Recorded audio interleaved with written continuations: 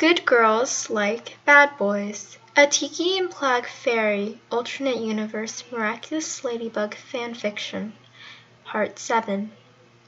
After flying back home, getting a lecture from her parents for running off, and saying sorry profusely to a sobbing Pollen, Tikki was finally able to relax. Plagg was silently by her side during the whole thing, and after the hour he was sitting on her desk chair and she was collapsed on her bed. His green eyes were searching around her room, and normally she would have said something snarky, but after everything and considering how tired she was, Tikki let it go. "You have a nice room," he said after a while. Tikki sat up slightly and clutched the corner of a blanket.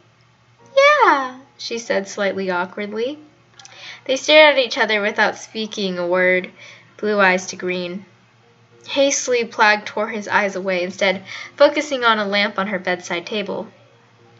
Do we want to talk about—" Tikki started, but she was cut off by the loud slamming of her door. "You are grounded! Grounded, I say! And I want an explanation!" Pollen screamed. Plagg winced from the noise. "Grounded?" Tikki said, bewildered. Pollen nodded and sniffled. "Yes, I'm grounding you," she stayed adamant. Tikki stood up, still confused. "Pollen?" she said slowly. "What even are you saying?" Pollen crossed her arms around her body tightly. "Okay, here, look. I'm your best friend, and I am grounding you," she stated fiercely. Tikki frowned slightly.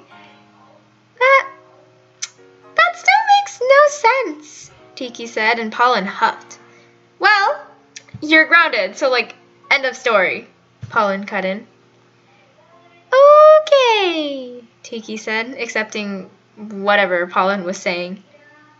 The yellow-winged fairy sighed.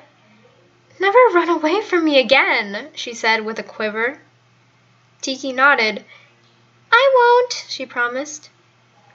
Plagg looked between the two fairies awkwardly and stood up. "Should I leave or—" he said, but Pollen shook her head. No, you, sir, are in big trouble. You do, she pointed at him. Plagg motioned to his chest as if to ask, "Me?" "Pollen, please, don't get mad at him," Tikki cut in. Her friend raised a brow at her. "What did I do?" Plagg asked innocently. The yellow-winged fairy rolled her eyes and huffed loudly. "Okay, give me one good reason not to get mad at him," she said, spitting the words at Tikki, her right eyebrow raised in a daring manner. Tikki frowned. "Give me one good reason as to why you can be mad at him," she shot back. Tikki didn't really know why Pollen was mad, so in turn, instead of guessing, she was just going to form an argument from what Pollen told her. Her friend sharply laughed. "Does threatening me work?" she said with as much spite as Tikki normally had when she was going off on someone.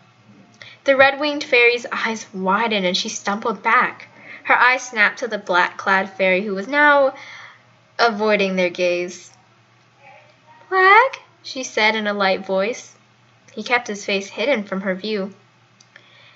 "Do you mind explaining to me as to why you threatened my best friend?" She asked the question in a more pointed tone than before. He sighed heavily. "Didn't I tell you that I'm a terrible person?" he said lowly, his eyes still glued to the desk over his shoulder. Tikki sent a glare to Pollen, who just shrugged and put her hands up in surrender and sent a look that said, "I won't, I swear." "You're not a bad person. I already told you this," Tikki sighed. Plagg looked up at her, his eyes a mix of emotions. There was hurt, there was hope, anger, sadness, annoyance, and confusion. "Do you think that after just one lovely little sentence, I'm just going to magically not think that? For your information, I've been told that since I was young, and it's going to take more than just an offhanded sentence from you to reverse it," he snapped. Tikki bit her lip, but understood what he meant. It was annoying to her, being an impatient fairy, She hoped telling him that he was a good fairy would fix everything, but of course, that would be a fool's error. Changing someone's opinion of themselves, especially when they're negative, is a hard task indeed. No, I'm not naive enough to think such a thing. But at the same time, I'm not just gonna let you leave with that. You are a good person, even if you don't see it. And we are gonna make sure you know that, Tikki said firmly and fiercely, sending a look to Pollen that said, agree, smile, and wave. Luckily, Pollen gave him a lazy but kind smile. Plagg took a deep breath, probably resisting his anger.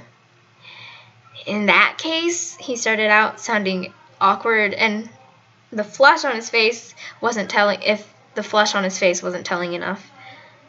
Pollen, I'm sorry I threatened you, he said, as if an apology was foreign to him, which it probably was.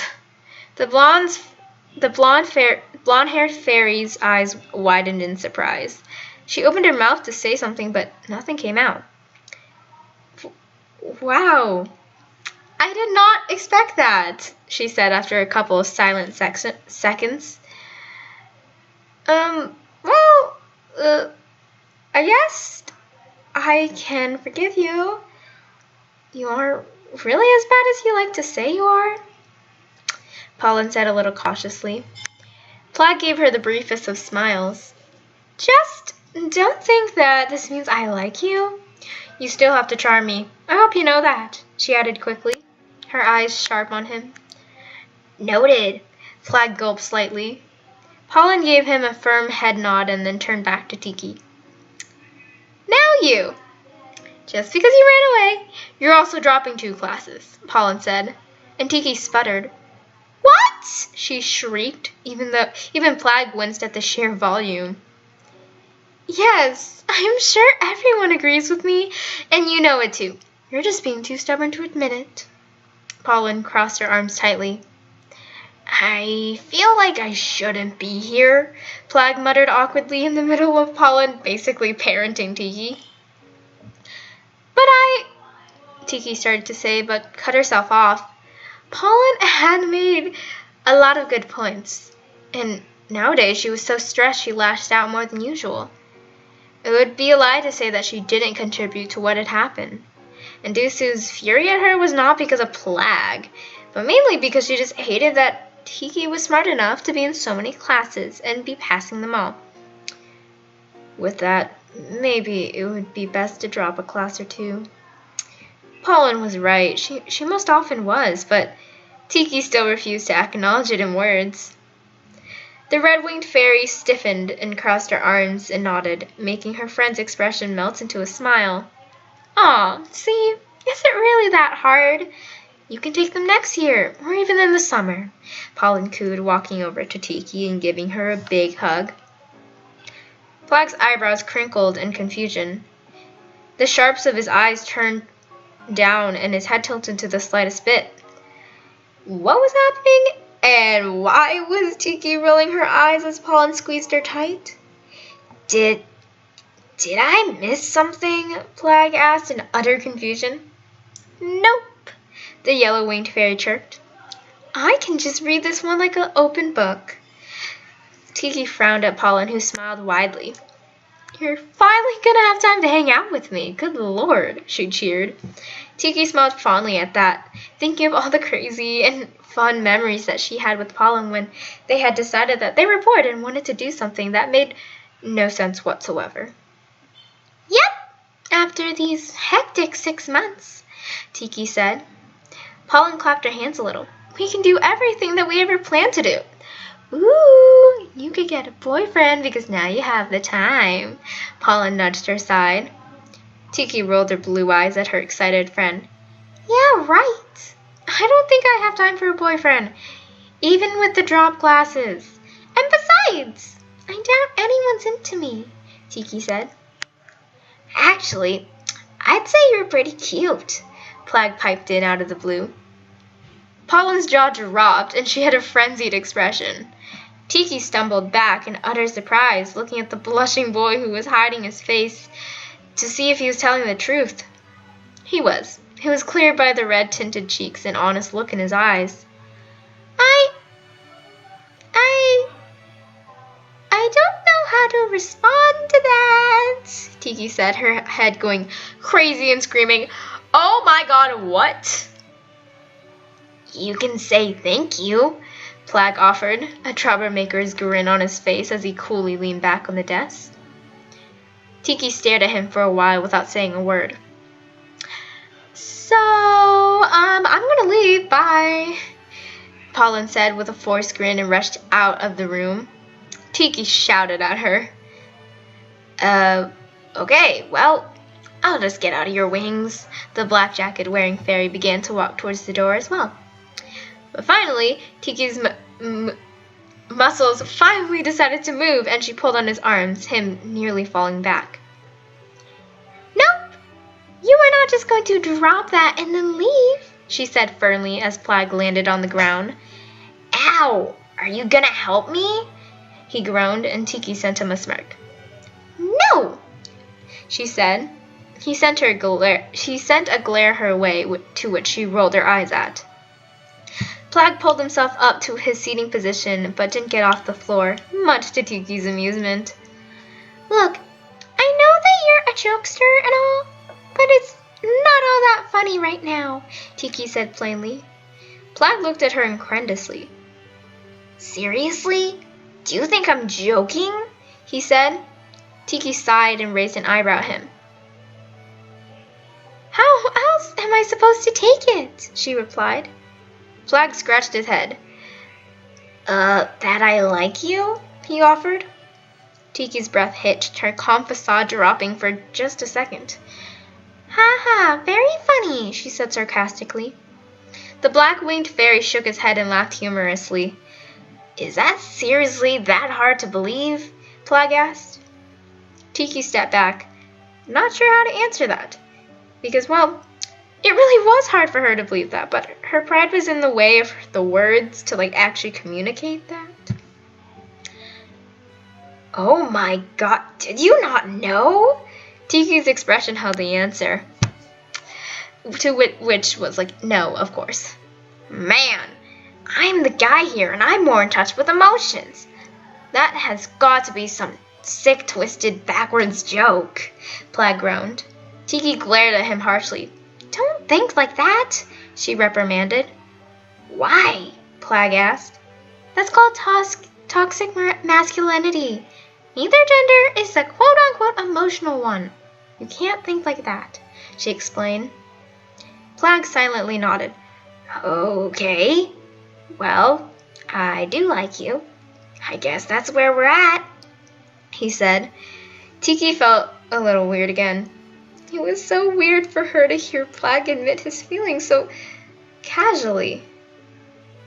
"Yeah," she choked out. If I'm being honest, I don't really know what to make of that." "Clearly." "Shut up. Never, Sugar Cube." Tikki sighed and rolled her eyes at a smirking Plagg. Maybe I should have realized that before with the nickname and all," she thought out loud. Plagg snickered. "Yeah, you should have." That earned him a smack in the shoulder. "I don't know if I like you back, honestly," Tikki said, her tone suddenly serious, and she pretended to not notice the crestfallen expression on Plagg's face. "But I think I could. Maybe in the future after I sort everything out," she continued. Plagg lit up and smiled excitedly, looking like a 5-year-old fairy who was handed his favorite candy 3 times on Halloween night. "I'm fine on waiting it out, as long as you'll give me a chance," he said. Tikki smiled, feeling her cheeks warm up the slightest bit. "Deal," she agreed. Plagg placed his hands behind his head. If he was by a wall, perhaps, he'd probably be leaning on it like a cool biker guy.